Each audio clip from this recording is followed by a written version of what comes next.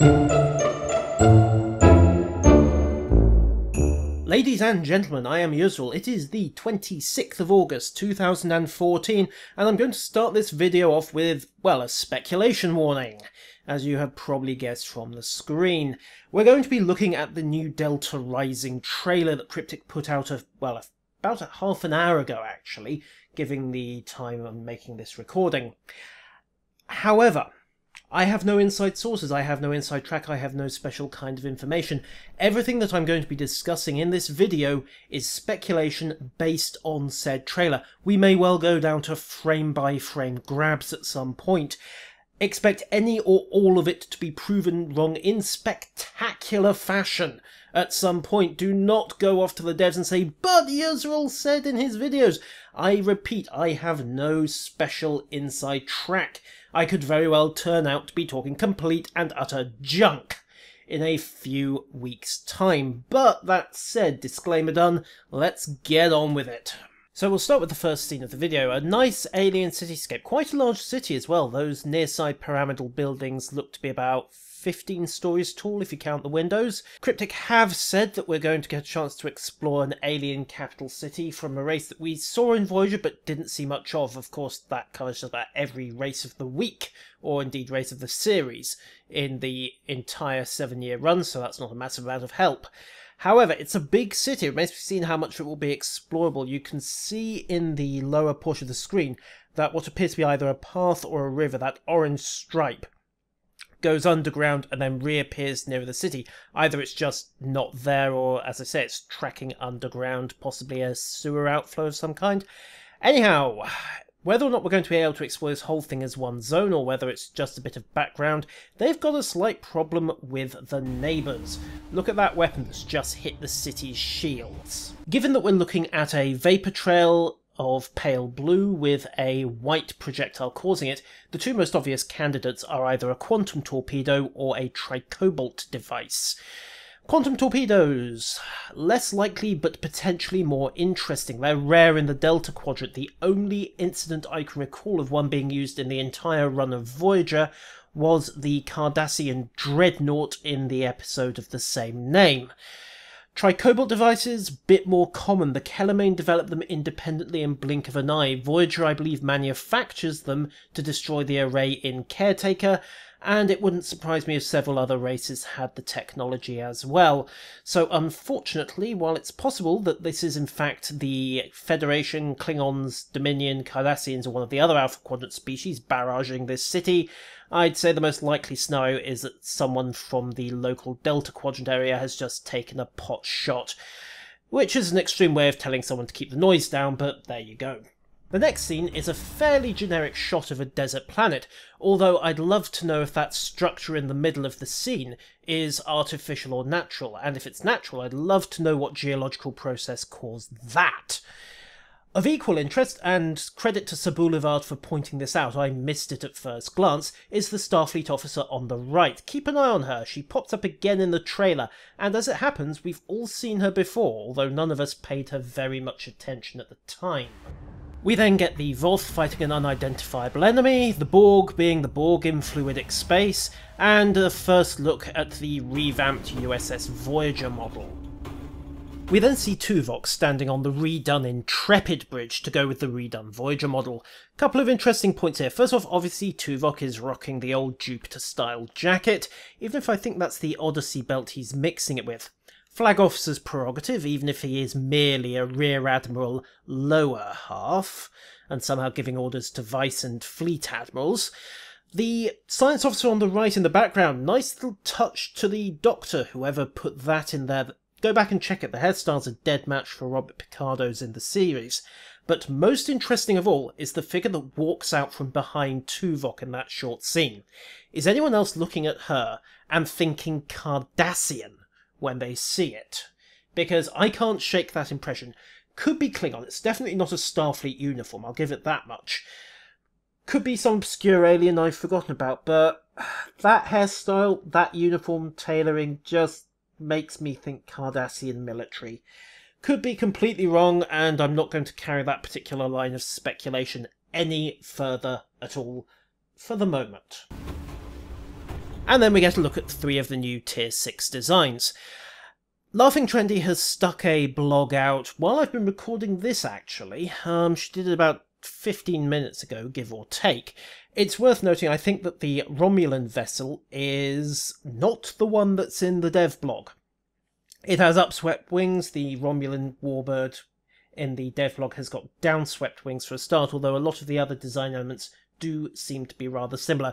Could be an aesthetic variant, could be a different class, we shall see. As far as size goes, given that we have got 2 rows of lights on the Klingon ship, quad nacelles on the Federation, and guessing basically from the size of the impulse manifolds, I'd say we're looking at light cruiser, largish science vessel, largish escort scale vessels for the most part with these. However, dev blog that Laughing Trendy put out, I'll stick a link to it in an annotation, does say that we're going to see the full gamut of vessels in Tier 6, so we shall see what we shall see on those. Next up, plot. A mysterious figure stood in front of a Romulan Singularity Core. His latest victim on the ground to the left. I don't think that's Tovan Kev. I mean, the uniform is wrong, and he's still twitching, so he's only mostly dead. We then see a Romulan dreadnought and an unidentified Federation vessel. I'm guessing that's another of our Tier 6 ships, flying past what looks like an Elachi starbase. Interestingly, they're not getting shot at. Maybe the scene's just too short. But it looks like we may well be getting the Elachi plotline continuing, in which case, yay, I liked the Elachi as an enemy group, we didn't get nearly enough of them. Next up, is this a romantic evening for 3? No, they're watching an orbital barrage with anti-proton weapons, which makes me start to think Voth are doing the shooting in this one, but it doesn't quite have their trademark texture to it, so we shall see. If anyone can ID these guys, let me know, because I can't. New ships meet Borg Unimatrix. The Malon are clearly back, so pack your environment suits. As best as I can tell, this short clip here is our first real look at the Hazari, the bounty hunters with a work ethic, and apparently a nice line in Power Walks. It'll remain to be seen what they're capable of. Short snippet here, but it's an interesting one from a plot point. We have a Romulan warbird and a Voth research vessel keeping close company, and they're not shooting at each other. That rather suggests that the Voth ship is under the control of the Heretic faction. And, well, are they going to be playing a larger part in Delta Rising? Will we be carrying the religious truth to the Voth masses and liberating them? Who knows? Cryptic do, but right now they aren't telling. Some of the dinosaurs are definitely going to be having a bad day, though, because that's a Citadel dreadnought going up in the middle of a Borg Unicomplex. Are we going to be having a few 3-way fights here? Plot time once again, ladies and gentlemen. This space station looks to me like a Nacine array, similar to the ones that we saw in the Voyager episodes Caretaker Parts 1 and 2 and Cold Fire. However, it's not quite the same. Basic structure is there, central spine with a lot of horizontal radiating pylon-stroke panel arrays at the midline, but that top section is different to either Suspiria or the Caretaker's array, and the bottom section we can't get a clear look at. We know that there were other Nacine in the Delta Quadrant, so maybe they'll be playing a part. Certainly if we encounter the Kazon again, a plot point might well be that we have got to keep them away from the array's technology. Hopefully we won't have to blow it up this time. I mean, if Ripper Janeway had had the sense, well, 7 would still be a Borg drone, the galaxy would be overrun by Undine, and or assimilated, so hey, maybe that was actually for the best. But tell that to the red shirts. Okay, ladies and gentlemen, here's a challenge for you. Identify the antagonist race in this combat scene, because I can't. Apparently I need to watch more Voyager. Gecko did say that everything in this trailer is at least referenced in Star Trek Voyager.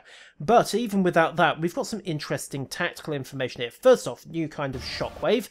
Second off, new type of cannon. I can't ID the type. That doesn't look like anything I've seen before. Could be Tetrion. I haven't seen Tetrion cannons being used in a while.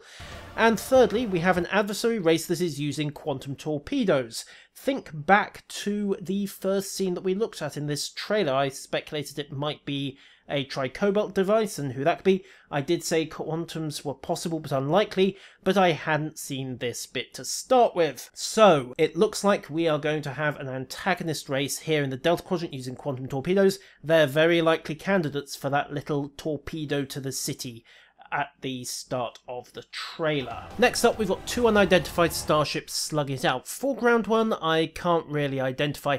Background one looks, I don't know, vaguely Iconian, but again, not a positive ID on that. Tetrion weaponry, incidentally, tracked beams in play, and what looks like photonic shockwave. Of equal interest is the Nicene arrays in left field again.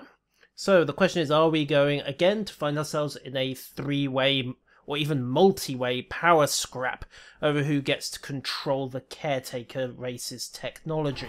Looks like the Borg Queen is back, and the probably already infamous abseiling sequence. Incidentally, if you haven't guessed who the Starfleet officer is, it's Lennier, Admiral Quinn's secretary. We then get a Hazari warship in action against, I'm tempted to say Kazon based on that starbase design in the background. Key points here, number one, obviously the tracked beam. Number two, of more interest, is the Polaron weapon. Note the red sparks along the beam. I'm not sure if those are in the standard effect or not, but it wouldn't surprise me if the Hazari have got custom jobs for their Polaron weaponry. The next scene packs an awful lot of information into a very short space of time, so you're going to have to forgive a lot of freeze frame here. First off, in the background, we have got what appears to be an odd kind of spiral wave effect weapon being used on a Borg sphere. In the upper left quadrant, we have, of course, got a ship undergoing what looks like it's death throes, but that's not a standard warp core explosion or singularity implosion, so the question is, what is it? And then, of course, we have Voyager giving us a handy look at our quantum torpedo spewing nemesis. So if anyone can get an ID based off that, I'm open to answers. As I said, it's beating me. I just haven't watched enough Voyager in the last few months, obviously. Turns out the Undine are also showing up to the Unicomplex party. The Kazon were, of course, inevitable, and at some point we'll find out what the Hazari want with a Klingon shuttle. Speaking of the Hazari, I'm guessing that this is inside one of their ships. The general decor, particularly the hull texture on the back wall, matches what we saw of their cruiser in an earlier scene in the trailer.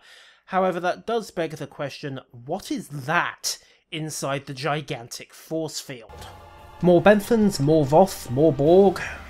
And in what might be a final hint at the plotline, our mystery interloper aboard the Romulan ship from earlier is revealed to be a Cardassian, or at least something that looks like a Cardassian, as he gets kicked about by a Romulan officer who is presumably a little bit miffed at whatever he's doing to the Singularity Core.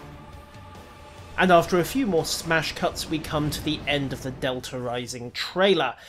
Ladies and gentlemen, I have been Yusril. That has been a fairly detailed analysis of the new Delta Rising trailer. If you've got any comments, anything to add, please do so in the YouTube comment section. Like, subscribe, do all the socials if you've enjoyed this, and even if you haven't, I'll see you in space. Farewell.